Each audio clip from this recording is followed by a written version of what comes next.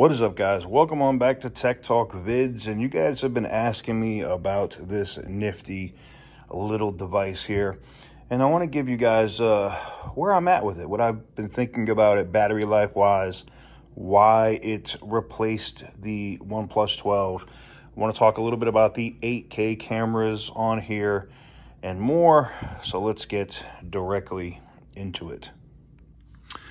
All right, guys, one of my favorite features on the RedMagic 9 Pro is, you can see how hot it is, right? It's 102 degrees here today.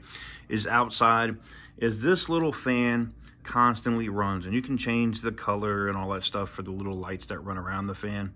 And if you listen closely, you might even hear it running.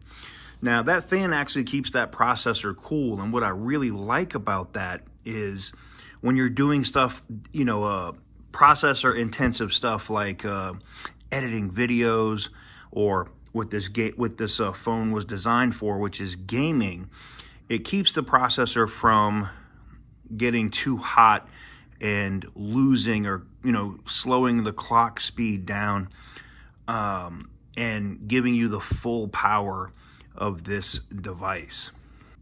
Now, the other reason why this has become the primary device is literally the battery life, right?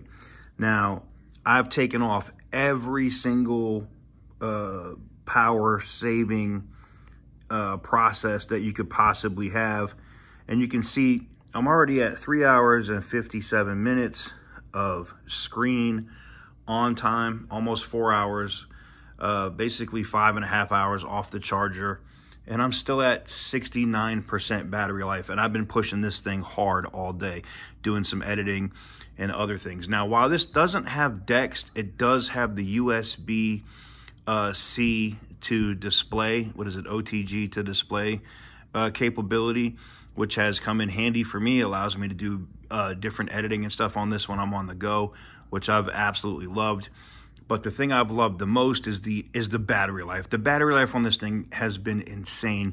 You can push this thing to the absolute limits all day and still get through a full day. I will be able to use this all day into the evening, not have to plug it in until the morning, around 9 or 10 o'clock tomorrow morning. I'll plug this thing in for 20 minutes, and I'm good for a whole nother day and a half or 2 days if I need to be. It's just absolutely a ridiculous device.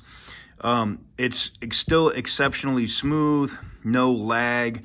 One of the things I did change is all of the battery savings, or all of the battery things that would save battery, I've turned off.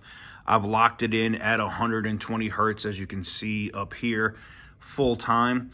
And that is because, the reason why I did that is because I've noticed in dark mode, the display will like slightly change color, like a lighter gray to dark gray every time it's changing the hertz.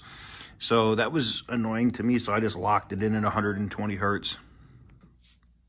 So like I said, outside of those little gimmicky things, no real issues here. Have not used the case on this phone. One of the first phones I've rocked so long, weeks and weeks and weeks with no case. And it's just because it functions great. It's even dropped out of my pockets a few times, and I think outside of a couple of very fine, you can see them right here, scratches, that they're not cracks. I know people are like, oh, it looks like cracks. They're scratches. Got the display off so you can see it, which I had something in my pocket, either a quarter or something, and it did that. But outside of that, literally zero issues. Dual SIM, running it on multiple SIM cards, whether it's Verizon or T-Mobile, I haven't had any issues with it. Headphone jack works great. IR blaster works great. Sounds, everything out of this thing, the speakers, listening to music, watching videos is a treat on this device. And again, like I said, literally the best battery life on a smartphone that you can get right now today. You just can't beat it.